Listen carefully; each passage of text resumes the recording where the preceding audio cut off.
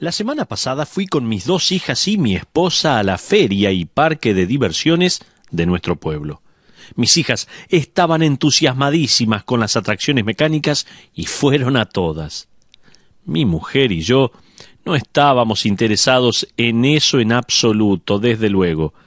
Ya no podemos subirnos a una montaña rusa, ir a altas velocidades, tener una experiencia cercana a la muerte y decir que nos divertimos. No, creo que con los años cambiamos. Uno sabe que está viejo cuando va a un lugar así y está interesado en la feria rural, en mirar vacas y ovejas. Ahí uno se da cuenta. Pero al final fui a una atracción mecánica con mi hija de 9 años. Fuimos a una atracción que se llama La Casa Embrujada. Ya habíamos ido una vez y nos estábamos divirtiendo mucho, sin asustarnos para nada, en el cochecito que nos llevaba por la casa. Solo que este año, sin que yo lo supiera, habían agregado un hombre que venía desde atrás y susurraba al oído de uno: «Es hora de morir». Sentí que alguien se me acercaba a mis espaldas y al darme vuelta vi a alguien con una máscara blanca con agujeros. Por un momento pensé que algún lunático andaba suelto y que realmente iba a morir. En ese momento salimos de la casa de esta atracción y yo clamé: «¡Uf! Esto sí que fue temeroso». La gente me miraba como diciendo: «Este tipo nunca sale de su casa». Pero tenía algo en mi mente durante nuestro recorrido ese día. Se trataba de buenas noticias. Me habían dicho que había algo nuevo para comer en la feria y quería probarlo. No me puedo aguantar, ¿no? Se trataba de una golosina pasada por aceite, una especie de pastelito frito, algo así. Los observé hacerlo, lo llenaban de manteca, luego lo ponían a freír, y una vez que estaba listo lo sacaban y mientras estaba caliente le ponían azúcar impalpable. Tenía azúcar como para un año entero este pastelito. Mientras estábamos allí nos encontramos con bastantes hermanos de nuestra iglesia, incluyendo un grupo de universitarios. Una de las chicas, que yo no me había dado cuenta cuán rápido había crecido desde la última vez que la había visto, sacó su mano del bolsillo y me mostró su anillo de compromiso. Se iba a casar. Alguien muy especial había entrado a su vida y se había robado su corazón, por decirlo así. Su sonrisa era de oreja a oreja. Me acuerdo de ella. No hay nada como contarle a su entorno que alguien especial ha venido a su vida. Esa es la noticia de gran entusiasmo y felicidad que toda joven quiere contar. Pero aquí hay una presentación especial del Espíritu Santo que quiero mostrarle. El apóstol está a punto de hacer una presentación así. Está por hablarnos acerca de alguien que es extremadamente especial y que ha venido a nuestras vidas y se ha robado nuestros corazones. Y todo lo demás en esta vida parece menos importante que esta persona. Solo en 2 oportunidades el apóstol Pablo había mencionado algo de él en el libro de Romanos, pero ahora, en el momento perfecto, hace una presentación especial. La encontramos en el capítulo 8 de Romanos, versículo 2. Por favor, acompáñeme. Vamos juntos a leer la palabra de Dios. Romanos 8:2 dice: «Porque la ley del Espíritu de vida en Cristo Jesús me ha librado de la ley del pecado y de la muerte». Se nos acaba de presentar el ser divino que ha robado nuestros corazones. Se lo llama de distintas maneras en el Nuevo Testamento. En este versículo introductorio se lo llama el Espíritu de vida. ¡Qué título más maravilloso! Hasta ahora, en el libro de Romanos, Pablo se ha referido al Espíritu Santo en 2 ocasiones, pero en el capítulo 8 va a hacer referencia al mismo unas 20 veces. Vamos a emplear bastante tiempo en otros estudios viendo quién es el Espíritu Santo y qué hace, pero por ahora solo quiero que sepa que estamos hablando de una persona real. Él no es una fuerza, no es un poder subjetivo, una experiencia o un fantasma, sino que es una persona. Es el Espíritu Santo de Dios, que puede ser resistido, tal como lo dijo Esteban en Hechos 7:51, que puede contristarse, tal como lo advirtió Pablo en Efesios 4:30, que puede ser obstruido también este Espíritu Santo, como vemos en 1 Tesalonicenses 5:19. También el Espíritu Santo puede ser obedecido, como registra 1 Corintios 6:19 y 20.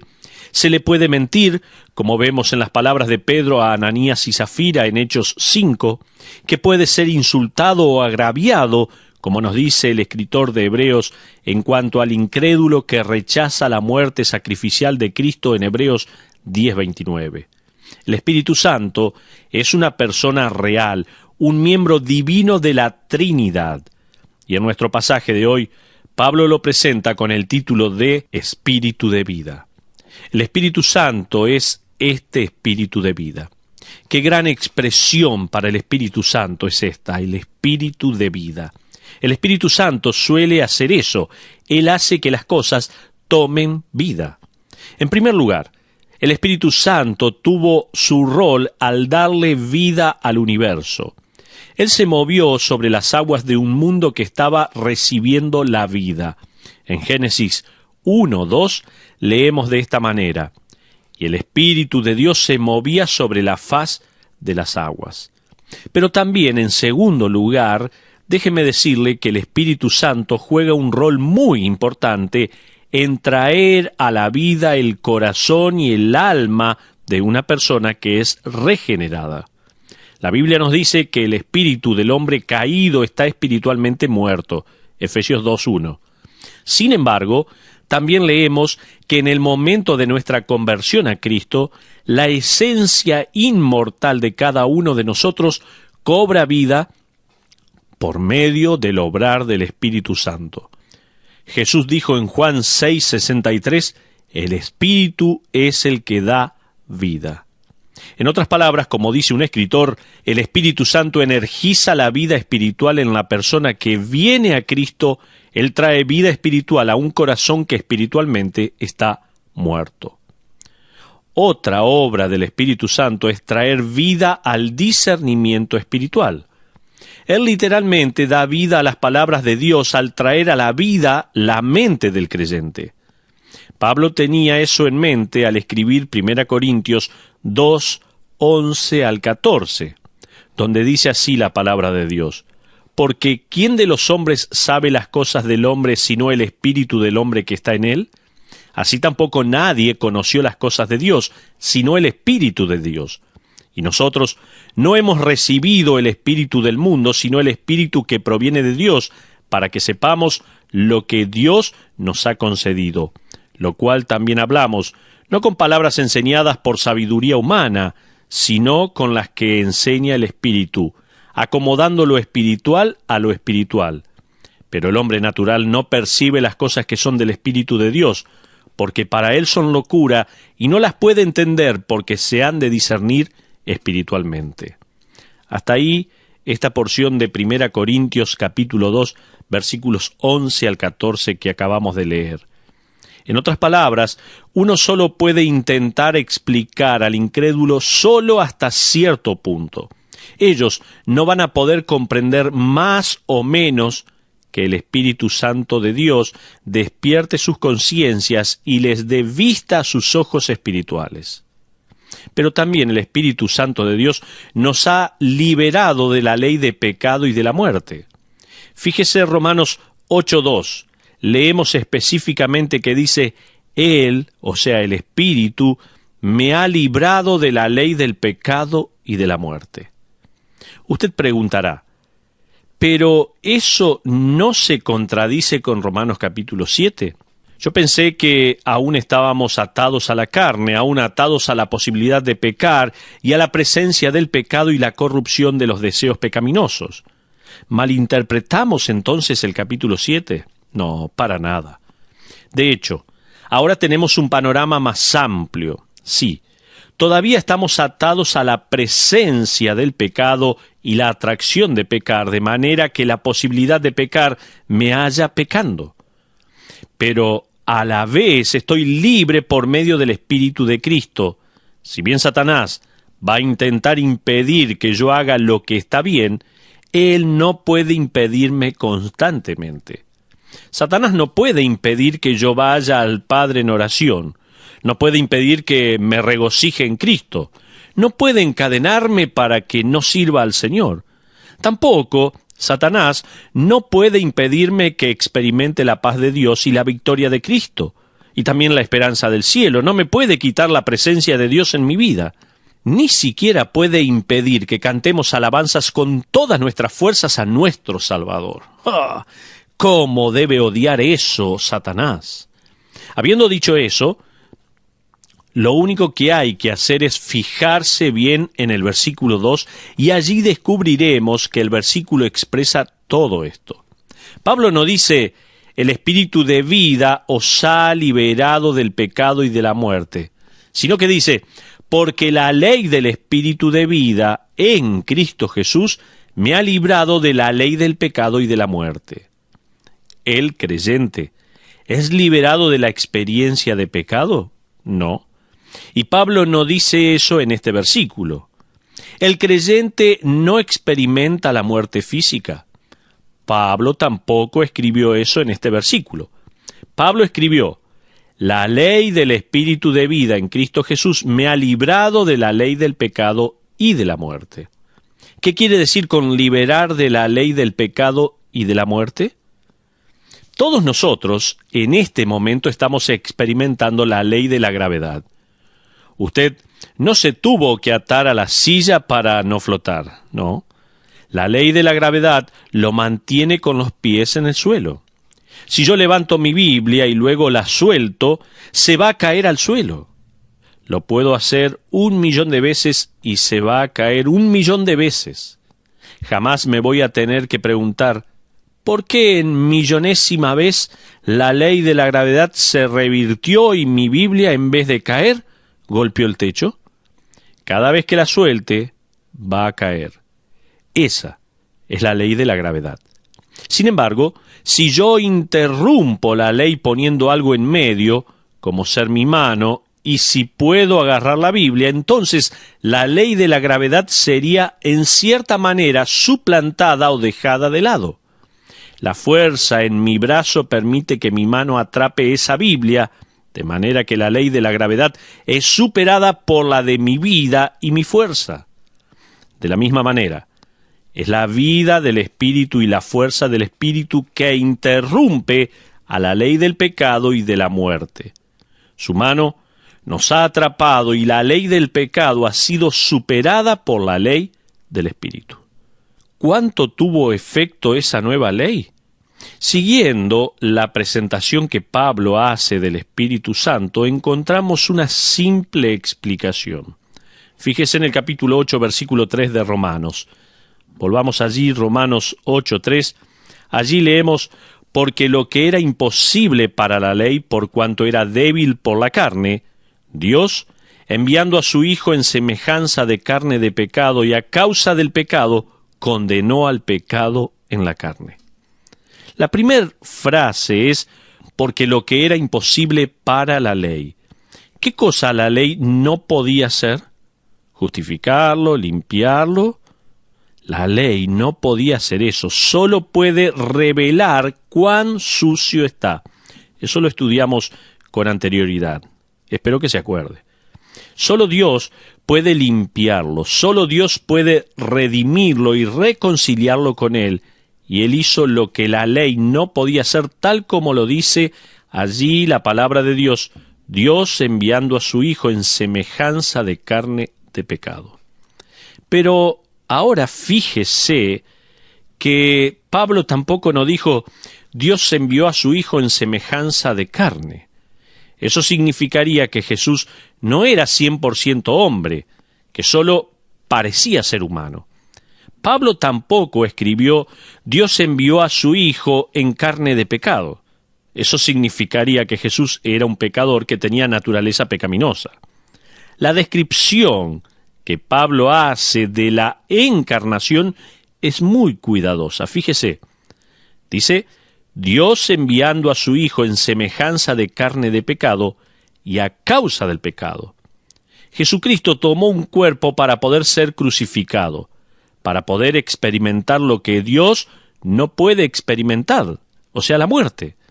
La obra expiatoria de Cristo involucra la muerte, de manera que nosotros podamos tener vida. El castigo y la ira lo impactó a Él para que nosotros fuéramos salvos de la ira de Dios para siempre. Este era el inocente dando su vida por el culpable. Y el momento en el cual usted aceptó al Cordero como su sustituto, ni bien depositó su fe en ese Salvador únicamente, el Espíritu de vida hizo que su espíritu viviera. ¡Qué maravilloso! Ahora, vamos a ver una aplicación importante del Espíritu Santo.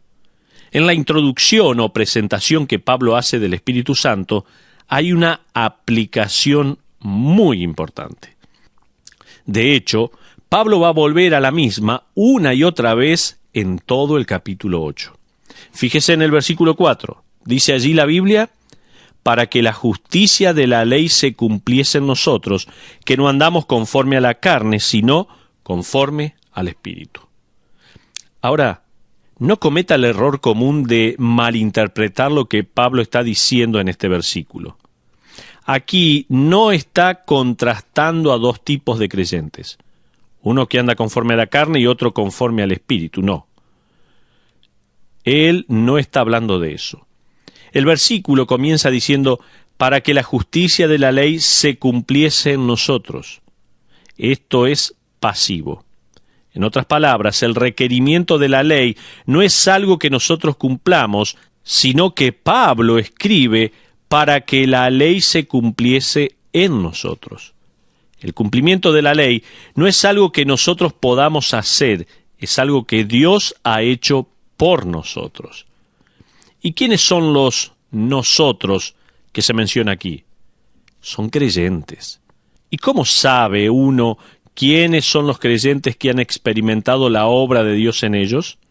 La última parte del versículo nos dice quiénes son. Dice que no andamos conforme a la carne, sino conforme al Espíritu. ¿No hay versículos que instan al creyente a andar en el Espíritu y no en la carne? Sí, por supuesto. Eso me lleva a decir que la santificación tiene dos caras. Dos caras en cuanto al caminar con el Espíritu. Es tanto pasiva como activa. Es algo que Dios hace en nosotros y algo que nosotros escogemos. Caminar en el Espíritu es algo que cada creyente debe hacer. O sea, cada verdadero creyente, por más que caiga y fracase, no va a estar contento hasta que agrade al Padre. El caminar según el Espíritu tiene que ver con nuestra posición y nuestra práctica. Caminar en el Espíritu tiene que ver con nuestra posición y nuestra práctica. ¿Lo escuchó? Caminar en el Espíritu está relacionado con nuestra posición eterna y nuestra entrega actual. Permítame decirlo de esta manera. Cuando usted se entrega para caminar con Él, descubrirá que Él ya ha planeado su caminata. ¿Escuchó? ¿Entendió? Déjeme repetirlo. Cuando usted se entrega para caminar con Él, descubrirá que Él ya ha planeado su caminata. A propósito, muchas experiencias en la vida cristiana tienen estas dos caras. Por ejemplo, alguien escribió esto: toda realidad espiritual es también una responsabilidad espiritual. Un creyente genuino va a tener comunión con su Padre Celestial en oración, pero también tiene la responsabilidad de orar. El creyente recibe la instrucción del Espíritu Santo, pero también tiene la obligación de buscar la guía y ayuda del Espíritu. El Espíritu Santo va a producir fruto espiritual en la vida del creyente, pero el creyente es exhortado a llevar fruto. Se nos manda a recibir el Evangelio y aceptar al Salvador cuando la Biblia dice que Dios ya lo ha escogido en Cristo. Estas verdades son parte de la maravillosa y aparente paradójica tensión entre la soberanía de Dios y la voluntad humana, pero son claramente enseñadas en la palabra de Dios, dice este escritor. Volvamos a Romanos capítulo 8, versículo 4. Pablo habla de nuestra posición. Bueno, ¿qué significa practicar nuestro andar según el Espíritu? Voy a comenzar respondiendo eso en nuestro próximo estudio, así que lo espero en nuestro próximo estudio. Sin embargo, por ahora, tenga en cuenta que la palabra andar o caminar se refiere al vivir diario. Usted se entrega al Espíritu y descansa en la dirección y guía del mismo. Y no va a tener una experiencia victoriosa todo el tiempo, no es todo color de rosa, no va a estar en la cima de una montaña todo el tiempo. El caminar en el Espíritu sucede en los eventos y quehaceres diarios, en las responsabilidades de la vida, cuando usted busca honrar y agradar a Dios. A propósito, una de las responsabilidades del Espíritu Santo es la de exaltar a Cristo, ¿no?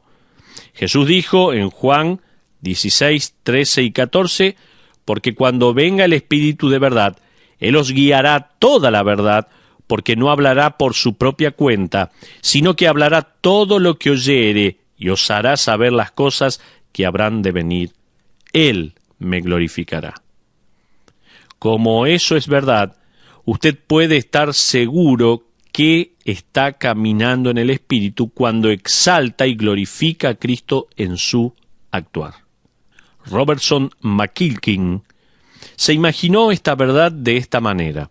Él dice así: imagínese que el presidente de su país viene a la escuela y la banda toca una marcha de salutación al comandante en jefe mientras el presidente se dirige al micrófono. Una gran luz lo sigue cada paso que da. De repente, la multitud se pone de pie y se da vuelta, dándole la espalda a la plataforma y aplaude al operador de luces. ¿No sería absurdo esto? Desde luego. Pero esto ilustra una verdad acerca del Espíritu Santo. El Espíritu glorifica, hace brillar la luz en las palabras del Hijo. Le señala el Redentor a la humanidad y subraya la obra de Cristo a favor de la misma. Hasta aquí lo que dice Robertson. Estos movimientos que exaltan al Espíritu y se enfocan en el Espíritu y magnifican al Espíritu han perdido el enfoque. Están aplaudiendo al operador de luces, cuya labor es iluminar y magnificar el ministerio y la persona de nuestro Redentor. Por favor, no pierda de vista esto. Para el creyente que quiere saber si está andando en el Espíritu, todo lo que debe preguntar es si su vida está enfocada en atraer la atención a Cristo. Pablo dijo, andamos conforme al Espíritu. Andar no es lo mismo que correr con pánico de un lado al otro. No se trata de un andar frenético, es un andar diario, paso a paso. La otra noche me llamó por teléfono un amigo que se llama Carlos. Carlos es un hombre de Dios al cual admiro por su testimonio y su andar con Cristo. Permítame decirle por qué. Carlos salió de la cárcel hace poco por haber cometido crímenes financieros. Él fue sentenciado a 4 años de cárcel, pero Dios obró en su vida prácticamente desde que él entró al presidio. Su primera noche en prisión, él llamó a su hermana, que es miembro de una iglesia. Hablaron por 1 hora y ella compartió el evangelio de salvación con su hermano. Después de 1 hora, con lágrimas en sus ojos, Carlos depositó su fe en Jesucristo. La primera noche de Carlos, ahora ya creyente, fue de incertidumbre, ya que no sabía qué sucedería con su vida, qué depararía el futuro. Pero Dios estaba obrando. El Espíritu de Dios ya había marcado su camino. La primera noche en su celda, Carlos leyó una Biblia que alguien había dejado. Al otro día, mientras desayunaba, otro recluso que lo vio leyendo la Biblia se le acercó y le dijo, «Deberíamos comenzar un estudio bíblico». Carlos respondió, «Sí, tú deberías hacerlo y yo con gusto voy». «No», le respondió el hombre, «tú debes darlo». Carlos le dijo, «Yo recién tengo mi primera Biblia, no sé nada, no puedo dar un estudio bíblico, pero estoy dispuesto a ir a uno». Esa noche, después de la cena, un recluso se le acercó a Carlos y le dijo, «Es la hora del estudio bíblico, te estamos esperando». Juntos llegaron a un cuarto con una docena de presos esperando. Carlos dijo: «No tengo ni idea qué voy a decir». El otro hombre le dijo: «Aquí hay un devocional, uno de nuestro pan diario, lea lo que dice». La mitad de los reclusos presentes no sabía leer. Así que Carlos abrió el pan diario y comenzó a buscar la lectura correspondiente a ese día. Sus ojos se dirigieron a las letras que estaban en mayúsculas y las leyó. El grupo parecía querer escuchar más, así que él comenzó desde el principio y leyó el versículo y la historia. El devocional de ese día trataba el tema de entregarle el corazón a Cristo. Cuando Carlos terminó de leer, varios de los presentes dijeron: «Yo quiero hacer eso». Carlos preguntó: «¿Qué cosa?». Ellos respondieron: «Queremos ser salvos». «¿Cómo hacemos?». Carlos recuerda haber orado: «Espíritu Santo, por favor, ayúdame en este momento». Él oró en ese momento así. En ese instante lo llamaron por altoparlante de la enfermería. Él pidió disculpas y dijo que regresaría. Mientras se dirigía a la enfermería, se topó con un preso que estaba limpiando su celda porque quedaba libre, y éste le dijo: «Mire, seguro que usted puede usar esto». Y le dio un señalador. El señalador era una publicación de los Gedeones y tenía como título «Cómo ser salvo». Luego, los pasos para confiar en Cristo enumerados debajo. Carlos regresó al estudio bíblico con la respuesta. Él leyó el señalador, diciendo: número 1, admita que es pecador, hasta llegar así al final: pídale a Cristo que lo salve. Y 4 reclusos aceptaron a Cristo. Carlos estaba andando en el Espíritu. Usted no debe saberlo todo, solo debe conocerlo a Él y desear exaltarlo y honrarlo y glorificarlo. Este tipo de deseo no viene de usted, sino del Espíritu que mora dentro suyo. Ese deseo, guiado por el Espíritu, arroja luz al Redentor que vino en apariencia de carne pecaminosa para morir en nuestro lugar, para que nosotros pudiéramos estar libres de la ley del pecado y de la muerte. El que anda en el Espíritu testifica esta verdad y exalta y glorifica al Salvador.